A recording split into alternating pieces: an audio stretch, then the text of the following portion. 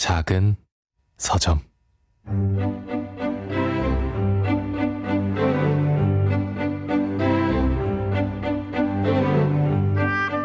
안녕하세요. 작은 서점에서 장강명의 인생책 코너를 맡고 있는 소설가 장강명입니다. 새해 첫 시간으로 특별한 분을 모셨습니다. 예술을 사랑하고 미술관을 즐겨 찾는 우리나라 대표 물리학자 김상옥 교수님입니다. 쉬운 언어로 과학을 쉽고 친근하게 소개해주고 계세요. 경희대학교 물리학과 김상옥 교수님을 만나보겠습니다.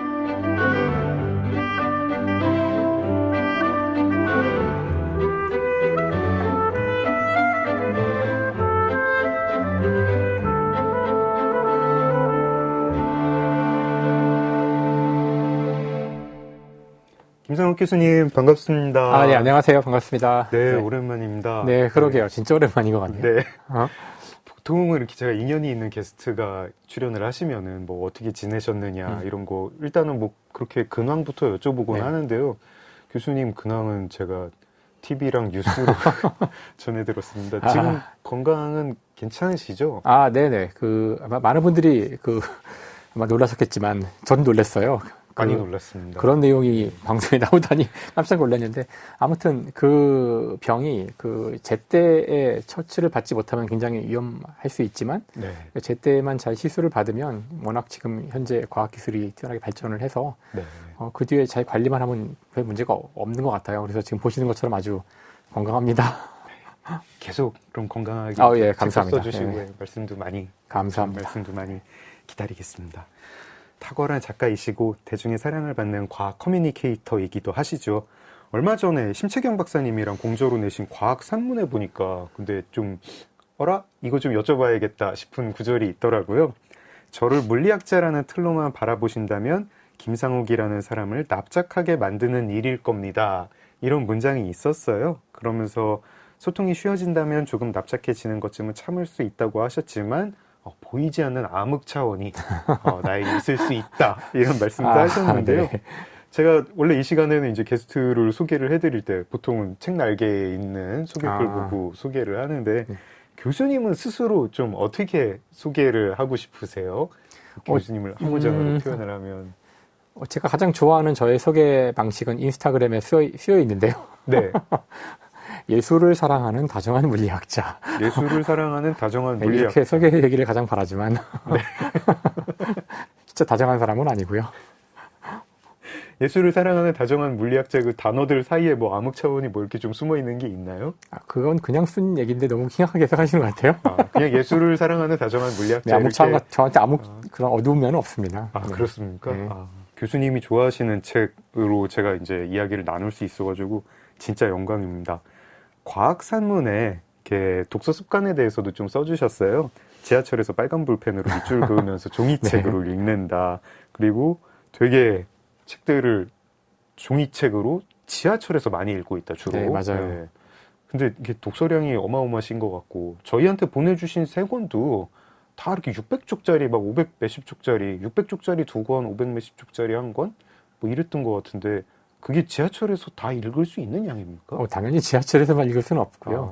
그러니까 지하철에 있는 시간을 거의 오롯이 책에 쓴다는 뜻이지, 아마 집에서 더 많이 읽긴 할 것 같긴 한데요. 책 읽는 거는 그 지하철 타는 시간이 상당히 길고 서울에 나왔다 가는 것 자체가 많은 시간을 지하철에서 보내야 하기 때문에 뭐 나갈 때마다 시간이 한 2-3시간 이상 확보가 되니까 그때는 언제나 다 오롯이 책을 보게 될 수 있고요. 네.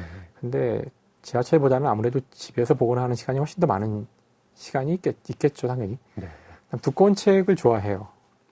뭐 특별한 이유가 있습니까? 좀 얇은 책에는 뭐 신뢰가 안 간다? 아니요, 그런 뜻은 아니고요. 네. 제가 잠깐 말씀드렸지만 문학 작품보다는 주로 이제 넌픽션을 읽는 이유가 뭐 새로운 어떤 지식이나 새로운 어떤 관점 이런 것들을 이제 배울 때 굉장히 기쁨을 느끼는 사람인데 그런 새로운 관점이나 내용은 수많은 어떤 논증이 보통 필요한 것 같더라고요. 그래서 적어도 이 정도 분량으로 저를 설득해야 제가 설득이 되는 것 같아요. 너무 짧으면 이렇게 좀 뭔가 그런가 이러다 끝나는 느낌? 네. 그래서 아마도 제가 고르는 좋은 책들이라고 하는 것들이 두꺼워질 수밖에 없는 게 그 정도의 이야기를 해줘야 그래 그렇지 하면서 제가 납득해서 그런 게 아닐까. 저도 좀 그런 생각합니다. 이렇게 좀 정말 참신하거나 좀 도발적인 주장을 들으면은 왜 하고 그렇죠. 한, 예, 맞아요. 세네 번 정도는 저자한테 묻고 싶고 그 대답이 충분히 있으려면 부피가 있어야 되는데 그럼 교수님은 저런 거는 좀 싫어하시겠네요. 어떤 뭐 무슨 책 뭐 막 요약해준다, 뭐 5분 만에 정리, 뭐 이런 거 다이제스트 책들. 아, 그런 책은 아예 거들 때 보지도 않죠. 아, 그렇습니까? 그런 거야말로 저는 책을 읽어서 얻을 수 있는 그런 좋은 것들을 다 버리게 만드는 그런 게 아닐까라고, 이건 저 개인적인 취향이라. 네네. 아니, 저도 비슷합니다. 저는 이 프로그램 진행하면서 이렇게 책 내용을 요약해가지고 이 책 이런 내용이에요. 이런 거를 청취자분들께 들려드리고 싶지는 않고 이 책을 인생책으로 꼽으신 혹은 정말 내가 얘기하고 싶은 책으로 꼽으신 분이랑 책에 대해서 저희들의 생각을 이렇게 전달을 하고 싶어요. 주로 그럼 논픽션 중에서도 과학교양서 쪽이신가요? 아니, 꼭 그렇지는 않은 것 같아요. 물론 과학교양서도 굉장히 재밌게 보는데요. 네. 오히려 제가 과학자다 보니 더 인문학 쪽에 더 관심이 많은 것 같아요. 제 모르는 분야에 더 알고 싶은 것들이 많으니까요. 네. 과학 쪽도 생물학 쪽에 더 관심이 많고요. 생물학. 예, 왠지 물리, 뭐 우주 이런 쪽은 물론 제 전공 분야만 자세히 알고 있지만 대충 이제 그 기본 지식들을 알고 있기 때문에 네. 새로운 거를 더 많이 알게 될 확률이 되게 적거든요. 그런 측면에서 생물학 쪽이 더 관심이 많고 대개는 인문학, 역사 뭐 이런 쪽을 많이 보는 것 같아요. 네. 인류학 이런 것도 관심이 많고. 저희한테 보내주신 책 3권도 논픽션이고 넓은 의미에서는 과학 교양서인데 약간 인문학적인 성격이 섞여 있고 그렇죠. 물리학 책들은 아니더라고요. 네. 일단 유발 하라리의 넥서스, 조지프 헨릭의 호모사피엔스, 에드 용의 이토록 굉장한 세계 이렇게 3권입니다. 저 넥서스를 되게 좋아해가지고 2부에서 넥서스 한번 집중해서 내일 다뤄보기로 하고 오늘은 호모사피엔스랑 이토록 굉장한 세계 이야기를 나누고 싶습니다. 저 사실 이 2권을 다 못 읽었거든요. 너무 두껍긴 하죠. 두껍더라고요. 여기 있습니다, 지금. 네. 네, 이 정도는 돼야죠, 사실 책이. 이게 두껍기만 한 게 아니라 크기도 커요. 네, 가끔 좀 작고 두꺼운 책도 있는데, 네, 크기도 큰데. 일단 호모사피엔스는 여기 지금 실물이 없는데 네. 어떤 책입니까? 꼽아주신 이유도 좀 듣고 싶습니다. 일단 제목이 너무 평범해서 좀 실망하실 수도 있잖아요. 그러게요. 네, 네. 제목이 이게 뭡니까? 사피엔스도 있는데 이미. 네, 근데 사피엔스하고 상당히 다른 결의 책이긴 한데요. 네. 그래서 호모사피엔스는 어쨌든 그 인류학을 연구하는 그 학자라고 할까? 그러니까 전문적으로 연구하시는 분이 쓴 책이라서 네. 수많은 사례와 수많은 연구 결과들이 다 들어가 있는 그런 책이긴 한데요. 네. 이 책은 한마디로 설명하자면은 그 유전자 문화 공진화론이라는 그런 이론이 있습니다. 유전자와 문화는 함께 진화한 것이다. 공진화론 서로 영향을 주면서. 그러니까 이제 인간을 이해하기 위한 과학 분야가 있잖아요. 네. 아마도 가장 널리 알려진 것은 진화론일 텐데. 진화론, 진화심리학. 진화심리학 이제 그런 네. 계통의 많은 학문들이 있고 논쟁도 많고 뭐 네. 사람들의 말도 많고 그런데요. 그런 분야에서 아마도 가장 현재까지 제 생각에는 그 인간을 이해하는데 가장 성공적인 이론이 그 이 유전자 그 문화 공진화론이 아닐까. 그래서 그 이론을 설명해 주는 그런 책이에요. 그래서 제목을 좀 잘 썼으면은 좀 오해가 없지 않을까 싶은데 물론 호모사피엔스를 설명하는 책이기도 하죠. 네. 그래서 제목이 틀린 건 아니지만 그 진짜 본질은 유전자 문화 공진화론을 제가 보기에 가장 잘 설명한 그런 책이 아닐까. 제목이 오히려 뭐 유전자가 문화다 뭐 이런 식의 차라리 그렇죠. 네, 문화는 유전된다. 맞아요. 네. 그랬으면 어떨까 싶지만 네. 어쨌든 그런 책이고 책 소개 글을 이제 출판사가 카피를 뽑았는데 그것도 교수님 말씀 듣고 보니까 조금 더 와닿습니다. 스티븐 핑커, 제러드 다이아몬드, 리처드 도킨스의 정면으로 도전하는 발칙한 책 요런 문구인데 핑커랑 다이아몬드, 도킨스도 각각 어쨌든 뭐 인간을 좀 인류 문명을 설명을 하려고 한 거잖아요. 좀 정말로 이렇게 핑커 틀렸다, 다이아몬드 틀렸다, 도킨스 헛소리다 막 이렇게 얘기를 하나요? 그런 부분은 거의 없고요. 사실 네.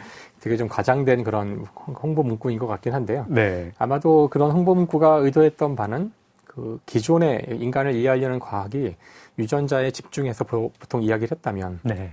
그래서 인간의 많은 어떤 우리가 보기에 되게 동물들은 가지기 힘들 거라고 믿어지는 인간만의 특성들이 있는데 네. 그것조차도 사실 그건 유전자에서 온 거야. 뭐 인간의 그 다른 동물들이 흔히 보여주는 본능에 따른 행동과 다를 바 없다. 뭐 이런 식으로 뭔가 인간을 계속 동물로 이제 가져가서 설명하려는 방식이었다면은 네. 이 책, 즉 유전자 문화 공제론에서는 오히려 유사성보다 동물과 인간의 유사성보다는 차이점에 더 강조를 해서 이야기를 끌어가거든요. 즉 인간은 문화가 있고 그렇죠. 문화가 있고 그 문화가 얼마나 인간에게 많은 영향을 주고 심지어 유전자도 바꿀 수 있고 문화에 의한 그 영향들이 유전자에 새겨져서 대를 이어 넘어가기도 한다는 사실 그 도킨스의 밈 같은 약간 네. 좀 되게 과학인지 사입인지 알 수 없는 그 밈을 좀 더 상당히 보강을 해서 그러니까 인간에게 물론 그 밈과 비슷한 어떤 문화적 현상이 있는 건 맞지만 네. 그게 과학적 대상일까 저는 항상 궁금했었는데 네. 이제 그걸 좀 더 이제 과학적으로 이해할 수 있을 정도의 단계로 만들어 놓은 것 같아요. 밈이란 단어를 쓰고 있지는 않지만 사실 밈을 이제 비판하고 있기도 한데요. 네. 그래서 그 인간의 문화 현상을 과학적 수준, 유전자 수준에서 이해할 수 있는 방법이랄까? 네. 그런 저를 아주 만족시킨 그런 네, 그렇습니까? 이런 면에서는 아마 현재까지로선 최선의 이론이라고 생각해요. 이런 걸 설명해주는. 도킨스는 이제 이기적 유전자라는 개념을 설명하려고 예시로 밈을 들었는데 도킨스가 예시로 들 때 밈이라는 단어 뜻은 또 지금 저희가 2020년대에 밈이라고 쓰는 단어랑 약간 좀 뜻이 다른 거잖아요. 다르죠. 예. 네, 지금은 뭐 약간 인터넷에서 재밌는 어떤 짤방이라고 하는 그런 재밌는 이미지, 뭐 잘 퍼지는 작은 어떤 바이럴 되는 뭐 그런 짧은 소식 이런 건데 도킨스는 어떤 꼭 유전자만이 자기를 복제하는 게 아니라 어떤 뭐 문화 현상 같은 것도 복제를 하고 심지어 진화하는 거 비스무리하게 퍼진다. 자식을 낳는다. 그러면서 뭐 변이 된다. 이런 그게 싫었던 개념이었는데. 거죠. 그러니까 그 밈이라는 것을 자연과학적인 어떤 그 바탕 위에 놓으려고 했다는 게 네. 그게 많은 사람들한테 좀 거부감이 있었던 것 같아요. 그러니까 자연과학은 물질적 대상을 원래 연구하는 학문이고 그 DNA 같이 뭔가 밈이 이렇게 전파되고 진화하고 변이가 일어난다면 그 구체적인 물질적 근거가 있어야 네. 하는데 이제 그건 사실 구체적인 건 없잖아요. 네. 근데 하지만 우리가 분명 무언가 이렇게 복제되는 현상이 있는 것 같기는 하잖아요. 문화적으로. 그렇죠. 그래서 사실 오늘날 사용되는 밈이라는 단어는 과학적인 견지라기보다는 사회학적인 견지에 더 가까운 것 같아요. 오늘날 인문학적 견지. 그렇죠. 오늘날 사용되는 밈이라는 단어는 사실 도킨스가 말했던 거하고도 다르죠. 조금 다르고 그러니까 괜찮은 것 같아요. 지금 이렇게 사용하는 거는 하지만 이 뜻으로 사용을 그렇죠. 하면요. 그것이 마치 그 생명체가 유전을 하듯이 그런 유전자와 같은 역할을 내가 하고 그런 기능이 있다고 얘기하는 건 상당히 많이 나가는 거거든요. 그걸 이제 과학을 그 물질의 세계를 넘어서는 곳으로 확장하겠다는 거라서 많은 반발이 있었는데 이제 여기서 이 책에서는 이제 그런 식의 위험한 시도보다는 유전자는 유전자대로 있고 문화는 문화대로 있고 문화는 문화대로 전파도 되고 진화도 하지만 유전자에 자신의 흔적을 남기기도 하고 네. 유전자를 변형시키기도 하고 그럼 영구히 남기게 되잖아요. 네. 그러니까 이런 식의 설명이기 때문에 상당히 과학자로서도 받아들일 수 있는.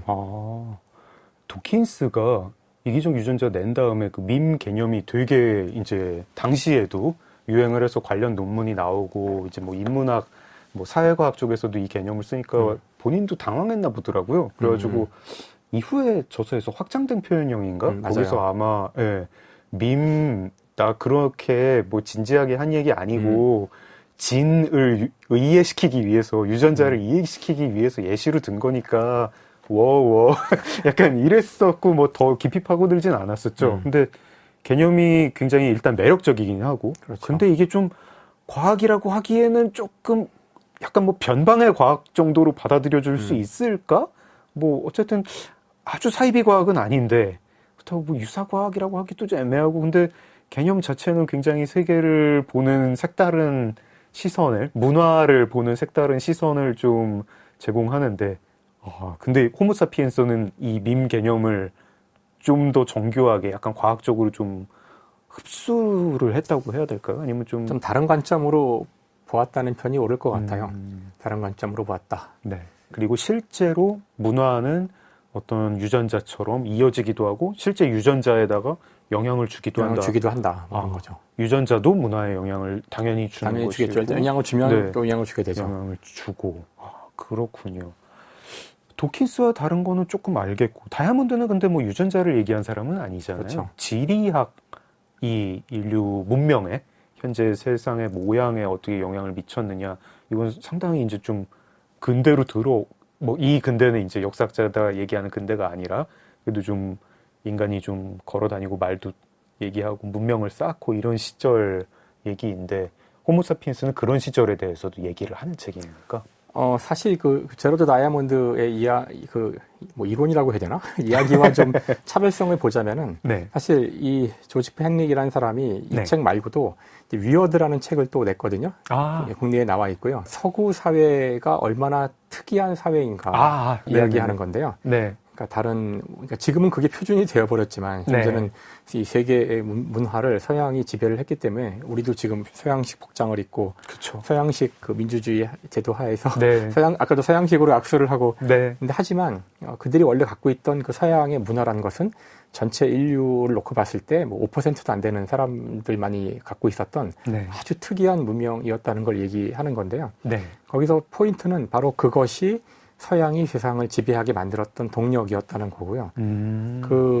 사실 총견세를 통해서 네. 제라드 다이아몬드는 왜 그 구대륙이 신대륙을 지배하는가를 이야기했다면은 네. 이제 위어드는 그 문화의 차이를 통해서 네. 왜 서양이 동양을 세계를 지배하는가. 핵심은 지리도 있었겠지만 더 중요한 것은 그들의 독특한 문화였다는 거죠. 서구 문명의 문화가. 즉 이제 문화가 얼마나 중요한지를 강조하고 있는 건데요. 네. 호모사피엔스란 책도 사실 문화가 얼마나 중요한지를 이야기하는 책이에요. DNA도 중요하지만 네. 특히 인간이라는 이 종에게는 그 본능으로 타고나는 것만큼이나 DNA에 각인된 것만큼이나 문화가 중요해서 사실 문화가 없이는 그 한순간도 생존할 수 없다는 이야기를 하거든요. 네. 처음에 드는 가장 좋은 이해가 그 옛날에 북극을 탐험하러 갔다가 지금은 저희가 북극을 갔다 오는 게 죽을 만큼 위험한 일은 아니었지만 사실 19세기만 해도 그렇죠.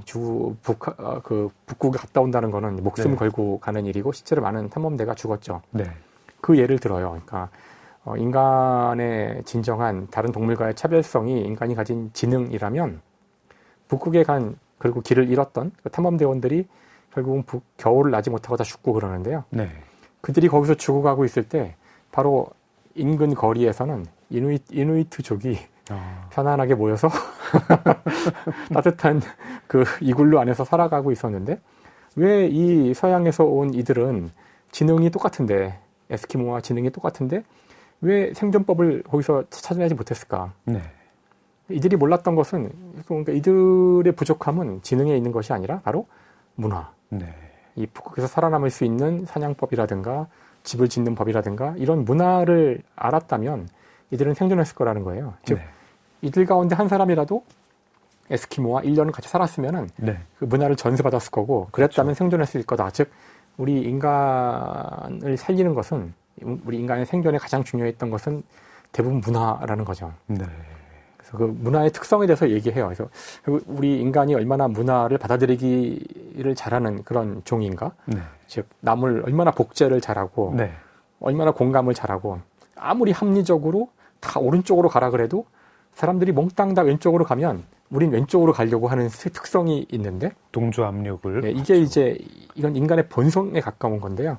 이런 본성은 문화를 익히기에 좋도록 되어 있는 본성이고 그래서 이제 그렇게 우리가 갖고 있는 여러 본성들이 사실은 그 다른 동물들은 어떤 특별한 능력을 갖고 있는 경우가 많은데 하늘을 날고 뭐 잘 보고 우리가 가진 가장 특별한 본성은 바로 문화를 습득하는 데 있어서 아주 뛰어난 놀랄 만큼 뛰어난 그런 문화 습득 능력이 있고 그것이 우리 생존에 가장 중요한 키였다는 걸 주장하는 거예요. 네. 그것 때문에 우리 유전자도 변화가 일어나고요. 네.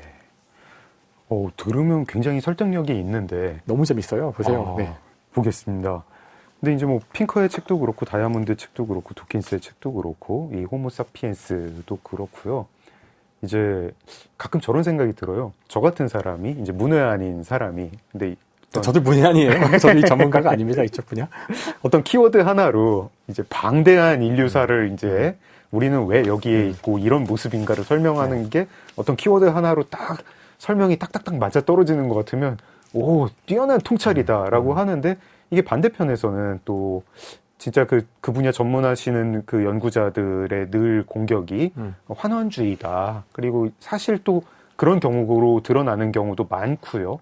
이 환원주의. 뭐 너무 한두 가지 요소로 모든 거를 설명하려고 하고 그러면서 세부 틀린 것도 많이 생략하고 무시하고 이런다. 근데 이게 환원주의라는 게 늘 되게 매력적이잖아요. 교수님 종사하시는 물리학도 대표적으로 끝판왕이죠. 환원주의의 끝판왕이죠. 환원주의의 끝판왕이자 네. 추구하는 정신도 그렇죠. 그냥 환원주의이고요. 네. 어떻습니까? 이 환원주의라는 거를 뭐 물리학에서야 당연히 이제 물리학의 기본 개념과 그 정신과 학자들이 추구하는 게 환원주의겠지만 환원주의여야 하지만 근데 어떤 뭐 인류학에서 다뤄야 할 것 혹은 문화사에서 다뤄야 할 것 다른 뭐 지리라든가 뭐 그런 데서 다뤄야 할 언어학자들이 다뤄야 할 이런 문제들을 키워드는 지리다, 키워드는 유전자다, 키워드는 공진화다 이렇게 얘기하고 하는 접근에 대해서 좀 어떻게 생각하시는지 좀 거리를 두고 보시는지 아니면 그냥 대단한 통찰이야 이게 맞는 것 같다 이렇게 보시는지요? 일단 저는 물리학자니까 너무 좋아요. 이런 식의 접근 방법을 되게 좋아하는 건 어쩔 수 없는 건데요. 네. 저는 이제 환원주의에 대한 환원주의 함정이라고까지 하는데 네. 환원주의에 대한 여러 비판들이 있다는 건 너무 당연하다고 생각하고 네. 환원주의는 당연히 한계를 가지고 있고요. 네. 하지만 저는 이제 강조하고 싶은 게 환원주의의 진정한 힘 사실 환원주의가 아니었다면 물리학은 탄생하지 못했을 거고 못하죠. 우리는 결코 이 자연의 본질을 파악하는 데 실패했을 거라고 저는 생각해요. 네. 그러니까 우리가 이 갈릴레오가 처음에 마찰이 없는 빗면을 구르는 마찰이 없는 사실 상상도 할 수 없는 존재하지 않는 그런 세상인데요. 그런 네. 것을 생각해서 하나의 물체를 이 다른 모든 환경으로부터 분리해냈기 때문에 네. 비로소 물리법칙을 찾아낸 거거든요. 네. 그래서 사실 이 환원한다는 것이 자르고 잘라서 아주 단순한 어떤 수준까지 내려간 다음에 이것을 이해하여 전체를 이해하겠다는 게 당연히 옳을 수는 없을 건데요. 근데 그것이 상당히 많은 것들을 설명할 수 있다는 게 저는 더 놀랍다고 생각해요.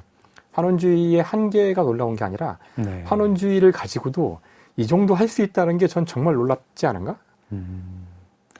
이게 그 환원주의가요.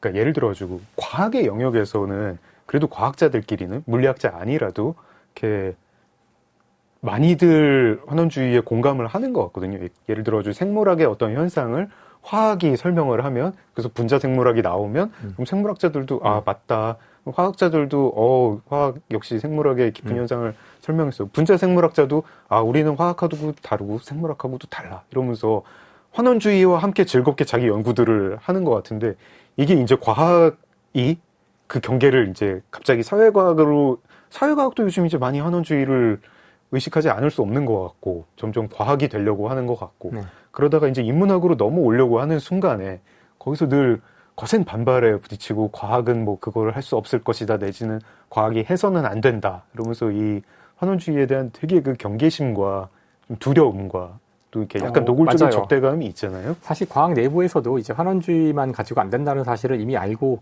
있었고요. 네. 그래서 이제 복잡계 같은 새로운 과학이 있는데 그 쪽에서는 이해할 수 없는 오히려 이게 많이 모여야지만 나오는 현상들이 있거든요. 이제 그 복잡계가 그 대표적인 예인데요. 네. 그런 경우는 환원주의가 통하지 않기 때문에 무언가 그런 복잡하고 굉장히 많은 것들이 한꺼번에 작용하는 그런 상황을 이해하는 물리학이 있으면 참 좋을 텐데 아직 우리는 그 분야에 대한 어떤 아주 깊이 있는 통찰을 갖고 있지는 않아요. 네.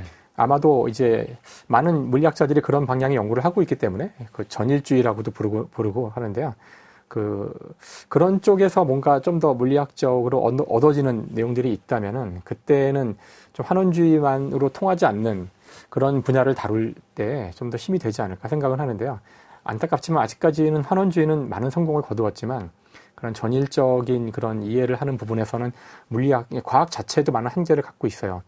그래서 다른 분야에 말씀하신 것처럼 이제 물리학적 개념을 써서 뭔가 하려는 시도는 좀 좋다고 생각하는데 그게 이제 지나치게 그 분야를 단순화시키는 위험은 언제나 가질 수밖에 없다고 생각하고요. 교수님이 이제 마음 깊은 곳에 가지는 생각이 조금 궁금하거든요. 약간 짓궂은 궁금증일 수도 있는데 예를 들어가지고 이제 어떤 미술 작품을 교수님이 보시고 물리학자의 눈으로 봤더니 더 아름답다. 미술 전공하시는 분이 보는 거랑 물리학자랑 작가 보는 거가 다를 수 있고 물리학자의 눈으로 봤더니 이런 면이 또 드러나서 더 아름답다. 이렇게까지 얘기할 때는 그냥 그렇구나 하죠. 근데 이제 이 미술이 아름다운 이유를 물리학으로 누군가 뭐 설명을 하겠다.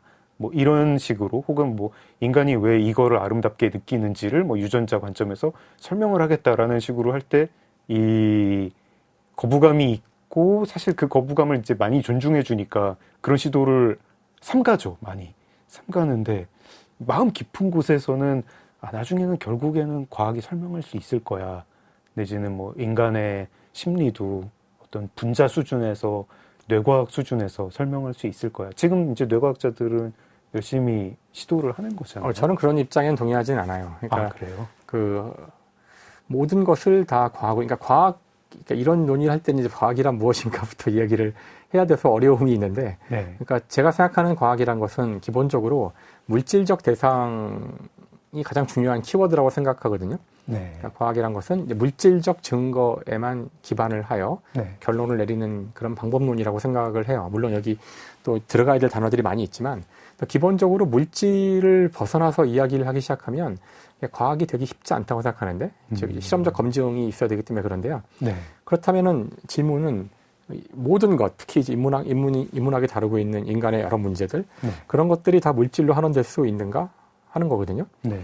저는 그렇지 않다고 생각을 해요. 그게 아마 그 유발 하라리가 쓴 그 사피엔스가 저한테 알려준 내용 중에 하나라고 생각하는데, 근데 사람이 왜 그런 식으로 생각하는가는 어쨌든 뇌세포에서 그런 생각이 나왔다고 하면 물질의 영역으로 생각할 수 있지 않나요? 뇌세포가 없이 생각이 있을 수는 없다고 생각해요. 네.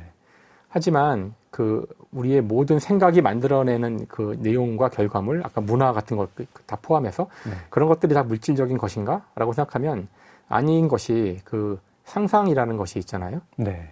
즉 아까도 말씀하신 것처럼 사랑한다던가 뭐 우리가 정의롭다던가 이런 것들은 물질적 근거를 가지고 있다고 저는 볼 수 없다고 생각해요. 네. 그런 것들은 인간들이 만들어낸 어떤 상상의 체계라고 아마 그 사피엔스라는 책에서 잘 이야기하고 있지만 그 상상의 체계는 인간이 만들어낸 것이고 그걸 물리학적으로 설명할 수는 없거든요.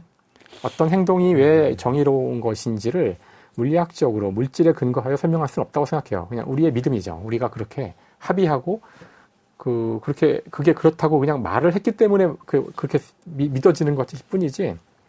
그래서 과학을 가지고 모든 걸 다 할 수 없을 거기 때문에. 네. 그래서 저는 말씀하신 것처럼 궁극적으로 과학이 모든 걸 설명할 거라고 저는 생각하지는 않는 사람이에요.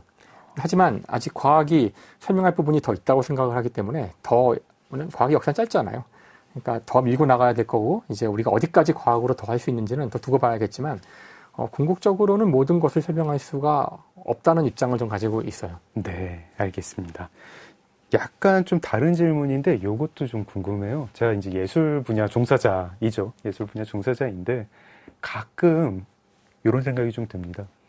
과학이 예술에 영향을 미친 적은 되게 많지만 예술이 집단적으로 과학의 움직임에, 과학의 방향에 영향을 미친 적은 별로 없지 않을까? 이런 생각을 하거든요. 그러니까 뭐 20세기의 어떤 발견들, 뭐 수학 발견이지만 뭐 불완전성 원리라든가 뭐 물리학에서의 뭐 불확정성 뭐 이런 것 같은 것들 이런 게 이제 세상에 완전한 게 없고 늘 뭔가 우리가 믿었던 것도 그렇게 확실하지 않구나 뭐 이런 믿음 같은 게 이제 지성인들 사이에서 20세기 지성인들 사이에서 널리 퍼지고 그러면서 이게 어떤 20세기의 여러 문화 사주에 영향을 미쳤다 뭐 이런 정도 얘기들은 많이 하잖아요. 근데 거꾸로 뭐 예술가들의 어떤 뭐 운동이라든가 무슨 뭐 그런 게 뭐 개별 과학자들한테 큰 감동을 주기는 했겠지만 어떤 과학에서의 무슨 운동이라든가 뭐 사조, 뭐 방향, 뭐 이런 거에 영향을 준 적이 있나요?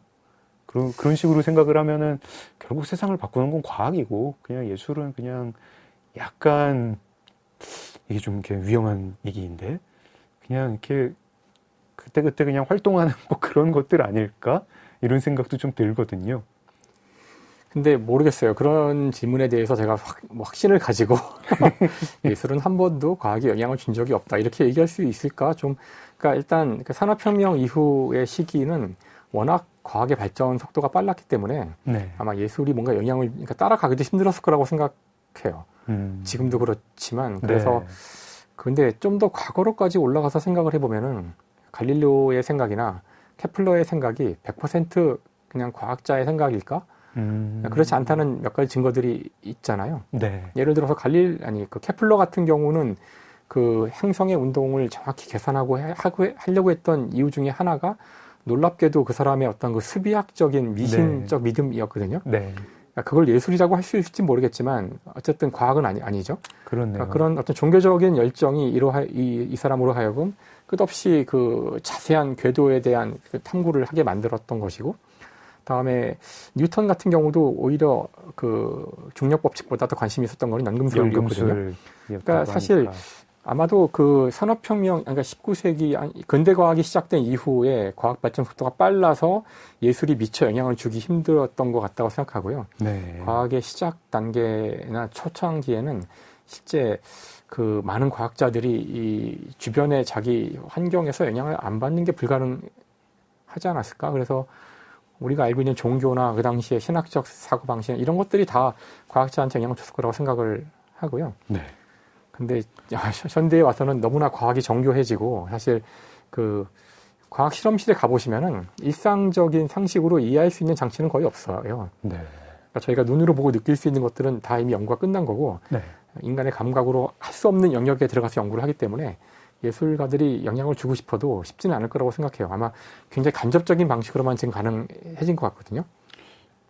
제가 태어나서 살아있는 동안에도 뭐 그렇게 길게 산 것도 아닌데 그 사이에도 과학기술 발전 속도가 점점 가속이 붙는구나 이런 맞아요. 생각이 들어요. 챗GPT 처음 썼던 게 불과 뭐 한 2년 전? 뭐 이런 것 같은데 주변에서 다 쓰고 있어요. 없으면 못 살겠다고 하는데. 저 아주 어릴 땐 냉장고도 없었어요.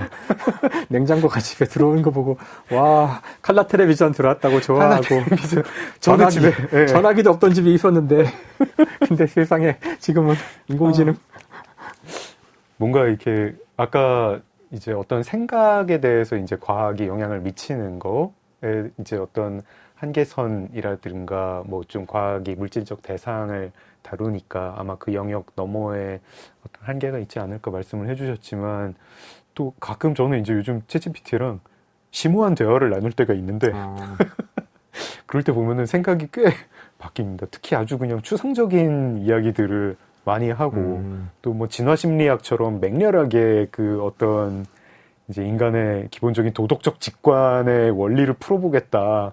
그래가지고 푸는 게 맞는 건가? 뭐 이런 생각도 약간 많이 사용하시는군요. 최근에 정말 최근에 네, 일주일 정도 전부터 저 썼는데요. 실생활에 쓰지는 않고 뭔가 대화를 나누고 있습니다. 이 얘기는 교수님이 저 챗GPT나 다른 생성형 AI 어떻게 쓰시는지 너무 궁금한데 내일 여쭤보겠습니다. 네, 알겠습니다. 네. 호모세피엔스, 조지프 헨릭의 호모사피엔스 이야기 들어봤습니다. 김상욱 교수님이 첫 번째로 꼽아주신 책입니다.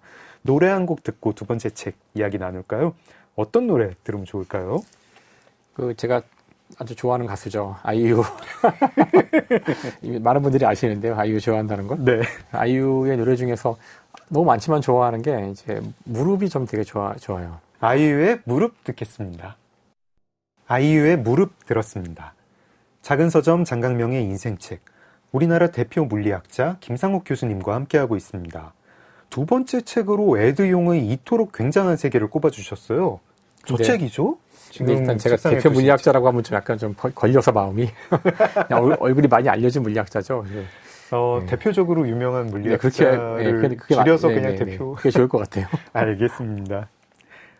많은 사랑을 받고 계시는 한국의 물리학자 김상욱 교수님과 함께하고 있습니다. 두 번째 책으로 에드용의 이토록 굉장한 세계를 꼽아주셨는데요. 네. 지금 들어가지고 보여주고 계십니다. 어떤 책입니까? 이 책은 여기 설명이 돼 있지만 그 동물들이 갖고 있는 감각, 감각에 대해서 시각, 청각, 여러 가지 그 감각들이 있잖아요. 촉각 그런 감각들을 하나씩 얼마나 그들의 감각이 경이롭고 우리의 상상을 벗어나는지를 보여주는 책이에요. 동물의 세계의 어떤 굉장히 깊은 감각 버전이랄까? 네. 전 너무 재밌게 이 책을 봐가지고요. 네. 정말 희한한 감각, 책에 나온 거 소개해 주실 만한 거 있습니까? 사실 이 책에서 이야기하는 가장 중요한 포인트는 보통 그런 얘기들은 서문에 나오잖아요. 네. 1980년대인가 까먹었는데 하여튼 그 20세기에 쓰여진 책 가운데 박쥐가 된다는 것은 어떤 기분일까? 토마스 네이글 네, 아니, 철학자 네. 네이글의 논문이죠. 그렇죠. 엄청 유명한 논문이죠. 그러니까 내가 박쥐가 된다면 어떨까? 이제 이걸 한번 상상해 보자는 건데요. 네. 그게 생각보다 아주 복잡하고 어려운 그렇죠. 그런 내용이라는 거를, 즉 우리는 다른 동물이 되었을 때 그 동물이 세상을 어떻게 볼지를 이해하기가 거의 불가능할 거라는 얘기거든요. 이거를 조금 버전을 바꿔서 사고 실험을 하는 분들도 계시더라고요. 그런 논문도 많고. 선천적인 시각장애인은 빨간색을 이해할 수 있을까? 맞아요. 네. 맞아요. 네. 근데 이제 이 책에서는 그 동물의 감각이란 것이 네. 우리와 달라도 너무 다르기 때문에 네. 그 우리가 상상도 못할 거라고, 뭐 한 예를 들자면은 이렇게 거미 얘기가 나오는데요. 네. 그 거미는 눈이 되게 많아요. 한 8개인가 9개인가 그렇게 되는데 네. 그 눈들이 다 다른 기능을 갖고 있거든요. 아, 그런가요? 그러니까 움직임만 보는 눈이 있고, 네. 어떤 눈은 그 거리만 보거나, 어떤 눈은 뿌연 정도 밝기만 보거나. 근데 우리 생각에는 그 움직임과 색깔과 모습이 분리된다는 것이 상상이 안 되는데, 저는 눈이 8개 있어서 약간 그 카메라에 뭐 이렇게 아이폰에 카메라 여러 개 있는 그렇죠. 것처럼 네, 뭐 그게 이체시를 더 그럴 줄 뚜렷하게- 알았는데 그게 아니고, 그 네. 눈은 다 성능이 다른데요. 네. 그러니까 우리가 세상을 보는데 각각의 눈이 있고, 그 눈이 그 물체의 특정한 면만을 본다면, 움직임만 보는 눈이 있고, 색만 보는 게 있고, 거리만 재는 눈이 있고, 뭐 형태만 보는 눈이 있고, 그렇게 따로따로 들어온 시각이 어딘가 통합은 되겠지만 일단 다 따로따로 감지되거든요. 그래서 눈을 몇 개 가리면은 얘는 거리를 모른다든가 이렇게 이상하게 행동을 해요. 네. 그 딴 건 다 아는데 움직임을 모른다든가. 그러니까 그런 질문을, 아까 박쥐 얘기를 하자면은 네. 움직임과 모양이 분리된 시각을 우리는 이해할 수 있는가? 네. 전 이해가 안 되거든요. 움직임과 모양이 분리되어 있다는 것이, 그러니까 그 거미는 그런 식으로 이해한다는 거고요. 이게 문장 차원에서 저희들 대부분이 움직임과 모습이 분리될 수 있나? 일단 그런 생각이 들죠. 다음에 우리랑 가깝다고 할 수 있는 조류조차도 네. 이제 인간은 시각이 눈이 앞에 달려 있기 때문에 네. 앞을 보게 돼요. 그쵸. 근데 조류는 이렇게 눈이 옆에 달려 있거든요. 그렇네요. 옆에 달려 있어서 네. 물론 양옆도 다 볼 수 있고, 그다음에 이 옆에 있는 시야가 앞에 약간 겹치는데, 그래서 겹치는 여기가 가장 자세히 볼 수 있는 영역이긴 해요. 네. 근데 기본적으로 새는 좌우를 보고 있다고 보시면 되는데요. 그래서 이렇게 멋있는 문장이 여기 있는데, 네. 저는 이런 문장은 그 작가님들도 되게 좋아할 거라고 생각하는데, 네.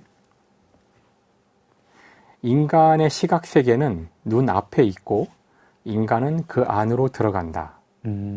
그러나 조류의 시각 세계는 주변에 있고 새들은 그 사이를 통과한다. 그러니까 우리는 길을 걸을 때 우린 당연하지만 시각의 세계 속으로 끝없이 들어가는 형태로 세상을 살아가요. 네. 근데 조류는 한 번도 세상으로 들어간 적이 없어요. 걔네들은 언제나 세상을 통과한다. 그런 느낌으로 세상을 살아간다는 거죠. 조류는 오히려 거꾸로, 조류가 생각을 이제 깊이 할 수 있다면 인간을 되게 신기하게 생각하겠어요. 인간은 뒤가 안 보이면 뒤는 까맣게 돼 있나? 뭐 이런 식으로 생각하겠죠. 인간의 시야에는. 그렇죠. 네. 저희는 그렇죠. 눈을 뜨고 있을 때 뒤가 안 보인다는 생각 자체를 못 하잖아요. 그렇죠. 그러니까 시각만 봐도, 그러니까 우리랑 아주 굉장히 유사하지만 조금 다른 차이가 있어도 전혀 다른 방식으로 세상을 본다는 건데, 사실 여기서 가장 극적인 얘기는 냄새에 대한 거였어요. 냄새요. 후각. 그러니까 이제 우리 인간의 흔한 오해 중에 하나가, 저도 그렇게 많이 오해했었는데, 산에 가보면 네. 너무 조용하잖아요. 그렇죠. 그래서 새소리 역시 산에 조금, 오니까 새소리 네. 조금 뭐 깍깍 짹짹거리고 조용해요. 그래서 역시 참 자연은 고요하고 너무 좋다. 네. 근데 인간 사이는 그렇게 시끄러울까? 인간은 왜 이렇게 말이 많을까? 네. 도시에 가는 순간 그 소음 때문에. 근데 이건 인간의 착각인 것이, 인간은 소리로 소통하는 동물인데요. 네. 소리로 소통하는 동물은 많지 않아요. 그렇습니까? 대부분의 동물은, 보통 우리가 동물이라 그럴 때 많은 분들이 닭이나 소를 떠올리시지만 동물의 대부분은 곤충이거든요. 네.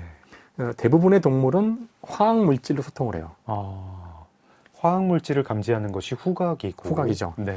그래서 사실 후각이 지구상 동물을 대표하는 그 소통 수단인데 네. 우리는 후각을 사용하지 않다 보니 이 세상이 조용하다는 착각을 하는데 실제 여기 나오지만 그 산에 가면은 가장 많은 그 동물군은 개미거든요. 네.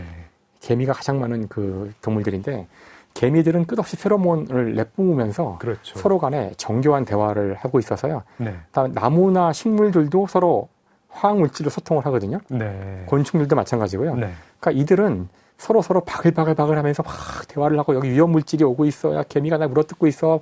뭐 수없이 떠들고 비명 지르고 있는데 우리는 이 후각을 거기에 사용하지 못하기 때문에 네. 세상이 고요하구나. 그들이 볼 때, 그러니까 저는 이게 처음에는 그냥 웃기는 얘기인 줄 알았는데 네. 그래서 우리가 자연을 이렇게 막대하는 게 아닐까? 어. 우리가 자연과 소통을 할 수 있었다면은 네. 내가 나무를 자를 때 비명 소리가 들리면 나무를 못 자를 거 아니겠어요? 네. 근데 이들은 비명을 질러요, 화학물질로. 네. 화학물질을 내뿜거든요.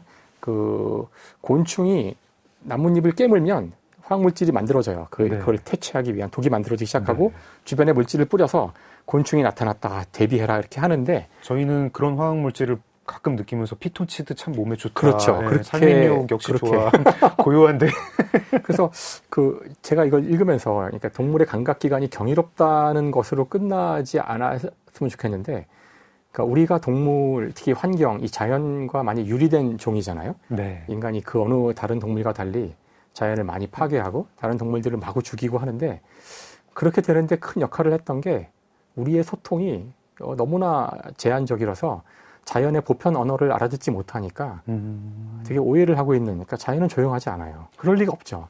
하긴 인간도 뭐 좀 최근의 일이긴 하지만 어떤 뭐 공장식 축산이라든가 혹은 뭐 야생 조류, 뭐 야생 동물들, 포유류들 이렇게 소리를 지르는 동물들한테는 이게 본능적으로 약간 좀 꺼리는 마음이 있잖아요. 그렇죠. 살생을 좀 꺼리는 마음이 있는데 화학물질을 내뿜는 어떤 종들, 뭐 동물종이든 식물종이든에 대해서 그거를 뭐 비명을 지른다고 그렇게 의인화까지 그런 생각조차도 못하는 거죠. 그렇죠. 네. 그래서 얼마나 정교한 그 화학물질 소통이 가능한지에 대한 얘기들이 나와요. 그래서 개미 같은 경우도 그 무거운 화학물질, 냄새가 무거운 것, 중간급, 아주 가벼운 거, 세 종류가 있어서 네. 가장 가벼운 거는 내뿜는 순간 빠르게 쫙 퍼져갈 테니까 그건 보통 이제 위험 신호를 말하는 거거든요. 네. 적이 침입했다, 뭐 위험하다 이런 거. 그다음에 중간 정도가 되는 거는 그건 길을 알려주는 거래요. 네. 지나가면서 여기 쭉 뿌려서 뒤에 개미가 따라올 수 있도록. 이제는 그거를 연구를 많이 하면 개미랑 정말 소통을 할 수 있겠네요. 그렇죠. 번역을 해서. 아주 무거운 거는 몸에 착 달라붙어서 자기 개인 신분 아이디가 되는 건데요. 네. 그래서 냄새를 가지고도 아주 정교하고 복잡하고 그런 것들을 다 주고받을 수가 있어서 네. 맞아. 뱀의 네. 혓바닥이 갈라져 있잖아요. 이렇게 네네. 낼름낼름 할 때 왜 네. 갈라져 있을까요?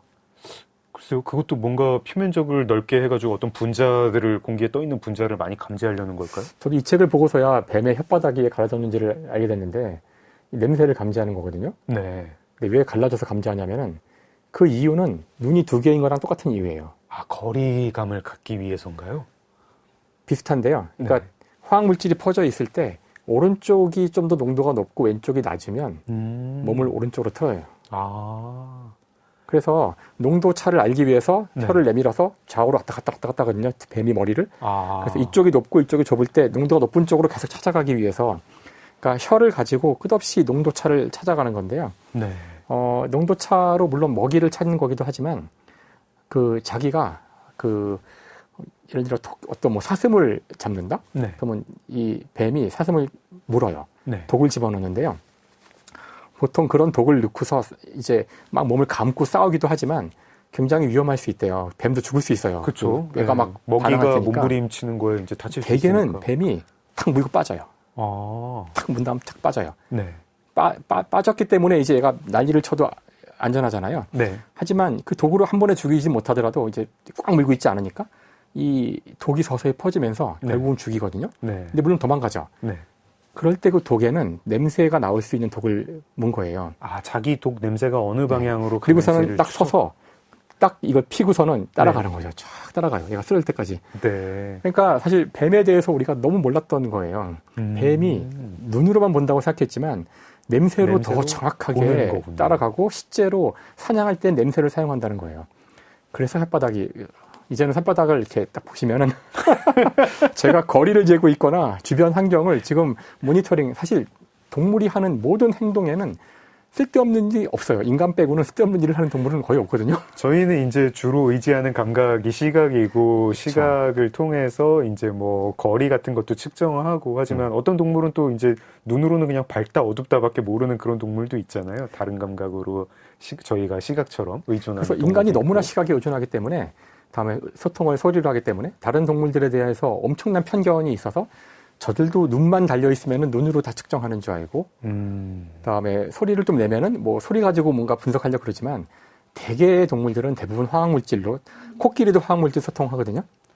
강아지도 다 아시겠지만 개는 세상을 이 냄새로 보는 동물이에요. 교수님이 이 책 영업을 너무너무 잘하십니다. 전 이 책 보고 너무 놀래가지고 읽겠습니다. 내가 네. 이렇게 모르다니 동물에 대해서. 이거 전자책도 있어가지고 안 그래도 다운을 받았어요. 읽으려고 하는데. 보세요. 네. 손을 뗄 수가 없을 거예요. 너무 놀라워서 내용들이. 교수님 이제 말씀도 듣다 보면 끄덕끄덕하게 되고 책도 2권 다 영업 당했고 그렇습니다.